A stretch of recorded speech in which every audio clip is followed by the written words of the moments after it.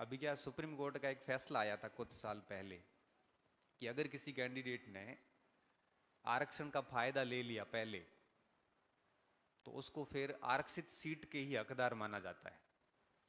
जैसे मान लो कि आप रीट का एग्जाम देने जाते हैं और 83 84 नंबर आते हैं और आप ओबीसी से क्वालिफाई पात्रता हासिल करते हैं, तो नियम यह है कि फिर आगे मुख्य परीक्षा में आपको जनरल की सीट के लिए एलिजिबल नहीं माना जाएगा। इस बात का ध्यान रखना आप।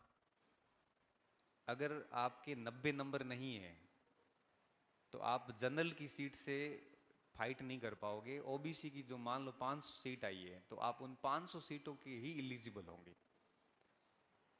अब उसके अलावा भली 400 सीट जनरल की है लेकिन उस कैंडिडेट को नहीं दी जाएगी जिसके पास में 90 नंबर नहीं है। जैसे SC ST का कोई स्टूडेंट है और मान लो उसके क्वालिफिकेशन मार्क्स के बराबर ही नंबर आए हैं, तो उसको जनरल की सीट के योग्य नहीं माना जाएगा, उसको केवल SC ST अपने वर्ग की सीट ही मिलेगी। ये एक नियम बनाया हुआ है, आपको पता है ना इस नियम से।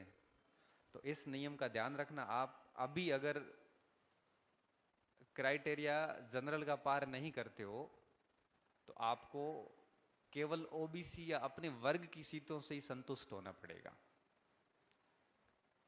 ये नियम जब अभी कॉलेज लेक्चर के अंदर भी यही हुआ है कि जिन बच्चों ने नेट की परीक्षा ओबीसी से पास करी, उनको ओबीसी की 3 सीटें थी तो उन्हीं के लिए एलिजिबल माना है। ठीक है, तो थोड़ा सा ध्यान रखना। अगर सरकार नहीं भी ऐसा करती है तो बच्चे कोर्ट में जाके करवा देंगे, क्योंकि ये डिसीजन सरकार का है खुद का। तो एक चीज ये भी मैं बतानी